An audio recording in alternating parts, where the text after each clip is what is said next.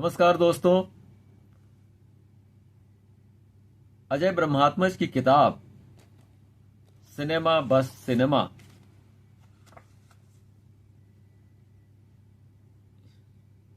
ये किताब सिनेमा बस सिनेमा का एक और आलेख आपको पढ़ के सुनाना चाहता हूं। यह आलेख लिखा है जी के संतोष ने। जी के संतोष हमारे बचपन के मित्र हैं। बनारस के रहने वाले ये भी हैं और अपने कॉलेज के दिनों के दोस्त हैं और इनसे हमारी मुलाकातें और बातचीत अभी तक बरकरार है। इस किताब में उनका ये आलेख बहुत मज़ेदार है और उन्होंने ये किस्सा मुझे बचपन में भी कभी सुनाया था। तो आइए पढ़ के सुनाता हूं आपको जी के संतोष का आलेख। चलो एक बार फिर से अजनबी बन जाएं हम दोनों।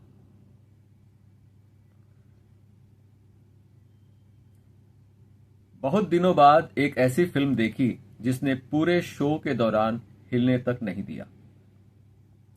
नीरज पांडे ने कमाल की फिल्म बनाई है, अ वेडनेसडे। इस फिल्म में इंटरवल की भी कोई जरूरत नहीं थी।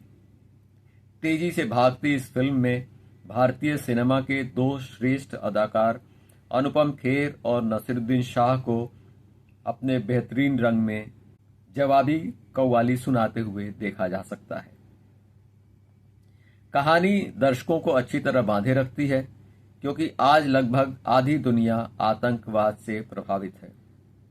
आज के बाजारवाद के दौर से परहेज रखते हुए इस तरह की फिल्म बनाकर नीरज पांडे ने जोखिम उठाया है।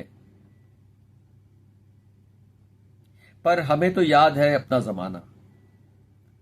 यूं तो फिल्मों से हमारा रोमांस लगभग 4 दशक पुराना है, पर उससे पहले की भी एक घटना हमें आज भी याद है। शायद तब मैं 7-8 साल का बच्चा था।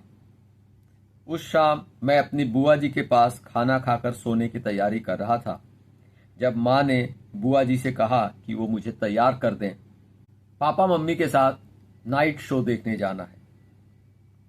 नियत समय से जब घर से निकले तो फिल्म देखने जाने से ज्यादा खुशी मुझे पहनाए गए नए कपड़ों से हो रही थी। हमारा घर बनारस की परंपरागत गलियों में था जहां रिक्शा नहीं पहुंचता था। रिक्शा पकड़ने के लिए हमें लगभग 400 मीटर दूर पैदल चलना पड़ता था। घर से निकलने के बाद रास्ते में हम कल्लन की दुकान पर पान लेने के लिए रुके। हमारे घर पर इसी पान वाले से पान आता था। कल्लन ने मुस्कुराकर पापा का स्वागत किया और खिलाने के साथ ही पान का एक ठोंगा भी पकड़ा दिया। भैरवनाथ चौराहे पर पहुंचते ही एक रिक्शे वाले ने पापा को दूर से आते देखकर सलाम ठोका और गमछे से सीट पोंछकर हमें बिठाया। मैं मां की गोद में बैठ गया। रिक्शा वाला हमें लेकर थोड़ी दूर ही बढ़ा था, तभी पापा ने देखा कि रिक्शे की बत्ती नहीं जल रही है। तब जो है रिक्शे के आगे हैंडल में एक छोटी सी ढिबरी हुआ करती थी जिसमें मिट्टी के तेल से दिया जलता था। उन्होंने रिक्शे वाले को डांट लगाई। यह देखकर सारे रिक्शे वाले वहां पहुंच गए। फिर हम दूसरे रिक्शे पर सवार होकर चौक स्थित चित्रा सिनेमा पहुंचे। जब हॉल पर पहुंचे तो सिनेमा शुरू हो चुका था, जिससे पापा का मूड खराब हो गया। उन्होंने मां को डांट लगाई। हालांकि हमारा एक नौकर हॉल के बाहर टिकट लेकर पापा का इंतजार कर रहा था, पर तीसरी मंजिल पर जब हमने गेट से अंदर जाने की कोशिश की तो गेट कीपर ने हमें रोक दिया। मुझे कुछ खास मालूम नहीं, पर मुझे मैनेजर के कमरे में ले जाया गया। वहां पापा से गर्मा गर्म बहस के बाद मुझे एक स्केल से नापा गया। बाद में मुझे मैनेजर ने इस शर्त के साथ सिनेमा देखने की अनुमति दी कि आगे से मेरे लिए भी हाफ टिकट लेना होगा। अंत में हम हॉल के अंदर गए तो गाना चल रहा था, चलो एक बार फिर से अजनबी बन जाएं हम दोनों। गाना समाप्त होने के बाद कब मेरी आंख लगी मुझे याद नहीं, पर यह जरूर याद है कि इस घटना के बाद पापा ने मुझे अपने साथ ले जाना बंद कर दिया था। कायदे से मेरी पहली फिल्म थी बादल, जो बुलानाला स्थित गणेश टाकीज में लगी थी। बात 1970 की है, जब मैं 6वीं क्लास में पढ़ता था और अपनी क्लास का मॉनिटर था। मेरे सहपाठी ने मेरे सामने फिल्म देखने का प्रस्ताव रखा। मुझे पहले तो कुछ समझ में नहीं आया कि वो क्या कह रहा है। मेरे सामने कई मुश्किलें थी, उसमें एक टिकट के पैसे की भी मुश्किल थी। उन दिनों दूसरे दर्जे की टिकट भी 10 आने की होती थी। हालांकि मेरे पापा एक बिजनेसमैन थे, पर मेरे पास पैसे बिल्कुल नहीं होते। फिर क्लास से भागकर चोरी से फिल्म देखने का साहस कतई नहीं था। मुझे सबसे ज्यादा डर अपने स्कूल के वाइस प्रिंसिपल से था। नाटे कद के परशुराम जी बड़े मरकहा थे, पर सहपाठी भी अपने धुन का पक्का था। वह मेरा टिकट भी खरीदने को राजी था। फिर भी मेरी हिम्मत नहीं हुई। वह रोज रोज मुझे साथ चलने के लिए पटाता और एक दिन वह अपने इरादे में सफल भी हो गया। तयशुदा दिन हमें 2 पीरियड पढ़ने के बाद चुपके से निकल पड़ना था। उस रोज हाजिरी होने के बाद ही साथी क्लास से खिसक गया। मेरे दिल की धड़कन सुबह से ही तेज हो रही थी। दूसरी घंटी बजते ही मेरे मन में अज्ञात डर और गहरा हो गया। यह अंग्रेजी की क्लास थी। टीचर ने थोड़ी देर पढ़ाने के बाद ही आगे आकर जोर जोर से लेसन पढ़ने की जिम्मेदारी मुझ पर सौंप दी और खुद धूप में शर्मा जी के पास जाकर गप मारने लगे। मैं क्लास का सबसे अच्छा स्टूडेंट था, लेकिन उस दिन मुझे कुछ समझ नहीं आ रहा था। पढ़ने में भी गलतियां हो रही थीं, आवाज ही नहीं निकल रही थी। किसी ने मेरी शिकायत की तो टीचर ने आकर मुझसे पूछताछ की। मेरा सफेद पड़ता चेहरा देखकर वह घबरा गए। सिर पर हाथ रखा और कहा, तुम्हें तो बुखार है। और उन्होंने मुझे घर जाने को कहा। बस्ता लेकर मैं स्कूल से निकला और बाहर आते ही मेरे कदम तेजी से सिनेमा हॉल की तरफ बढ़ते चले गए। लगभग आधा किलोमीटर दूर गणेश टाकीज पहुंचने के पहले ही वो साथी मिल गया। वह छिपकर मेरी राह देख रहा था। दूसरे दर्जे की टिकट खिड़की सड़क से लगी थी, जहां से ट्रैफिक गुजरता था। मैंने खिड़की पर लगी लाइन में खड़े होने से मना कर दिया, क्योंकि वहां पर पहचाने जाने का डर था। मैं दूसरी ओर पीपल के पेड़ के पीछे छिपकर खड़ा हो गया। मैं चाह रहा था कि जल्दी से टिकट लेकर हम हॉल के अंदर चले जाएं, जिससे हमें कोई जान पहचान वाला देख न ले। पर उस समय तो दर्शकों को आकर्षित करने वाला लाउड स्पीकर भी बजना शुरू नहीं हुआ था। इधर इधर खिड़की पर भीड़ बढ़ती जा रही थी। थोड़ी देर में पहले दर्जे और बालकनी की टिकट खिड़की खुल गई और लाउड स्पीकर भी बजने लगा। लोग हॉल के अंदर भी जाने लगे, पर हमारी खिड़की फिर भी नहीं खुली। हमारा डर बढ़ता ही जा रहा था। मैंने मन ही मन गणेश जी को प्रणाम किया और वर मांगा कि फिल्म देखने का हमारा संकल्प आसान करें।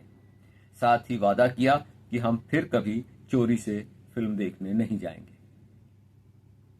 काफी देर के बाद टिकट खिड़की खुली और दोस्त ने काफी जद्दोजहद कर 2 टिकटें निकाली। हम तुरंत अपने बस्तों के साथ पर्दे के सामने वाली क्लास में खाली पड़ी कुर्सियों पर दुबक गए। यह श्वेत श्याम फिल्म थी, बादल, जिसके हीरो थे अजीत। अरे वही अजीत जिन्हें बाद में शहर लायन के नाम से जानता था। क्लास बंक कर फिल्म देखने में सहपाठी उस्ताद था। उसने सिनेमा शुरू होने से पहले ही बताया था कि उसने मेरा टिकट इसलिए कटाया है ताकि पूछताछ हो तो मैं उसका बचाव करूं।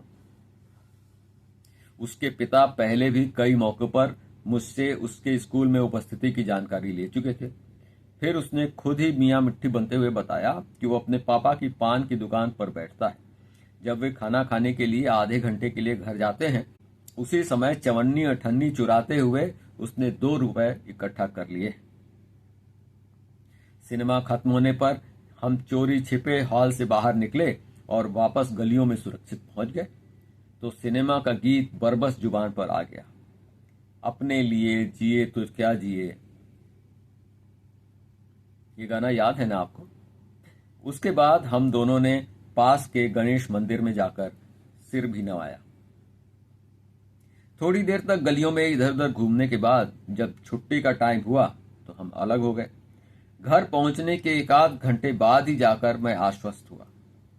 रात को दादी से मैंने पूछा, क्या भगवान की पूजा करने से सभी मुश्किल आसान होती है? तो दादी ने कहा, हाँ, और इसके लिए एक कथा भी सुनाई। मैंने उन्हें बताया कि मैं आज पूजा करने के लिए गणेश मंदिर गया था। उस दिन मैं बहुत खुश था। उस रात मैंने सपने में भी वो फिल्म देखी थी, बादल। अगले दिन स्कूल में सब कुछ सामान्य था। इंटरवल में मैंने साथी को बताया कि जो लोग भगवान की पूजा करते हैं उनका ख्याल भगवान भी रखते हैं, और उसने सिर भी हिलाया। 2 दिन बाद प्रेयर के तुरंत बाद चपरासी मुझे बुलाने आ पहुंचा। जब मैं चपरासी के साथ वाइस प्रिंसिपल के कमरे में पहुंचा तो सहपाठी और उसके पिता पहले से ही वहां थे। एक ग्राहक सहपाठी के पिता को बादल की कहानी बता चुका था। 2 बेंत पड़ते ही सहपाठी ने मेरा नाम भी उगल दिया। मुझे पड़ी बेंत की मार का गम नहीं, पर मुझे कई सालों तक यह बात समझ में नहीं आई कि हमारी गणेश पूजा में कहाँ विघ्न पड़ गया था। दोस्तों, ये आलेख लिखा था हमारे मित्र जी के संतोष ने, जो इस किताब का हिस्सा है सिनेमा बस सिनेमा, जिसे संपादित किया है अजय ब्रह्मात्मज ने। यह किताब सरस्वती बुक्स से छपी हुई है और इसमें ऐसे बहुत सारे आलेख हैं जिनमें कुछ नाम तो आपको पता भी होंगे। इसमें लगभग 68 लोगों के आलेख हैं कि सिनेमा ने उनके जीवन को कैसे प्रभावित किया। यह किताब 450 रुपए की है और अमेजन पे उपलब्ध है। सिनेमा बस सिनेमा।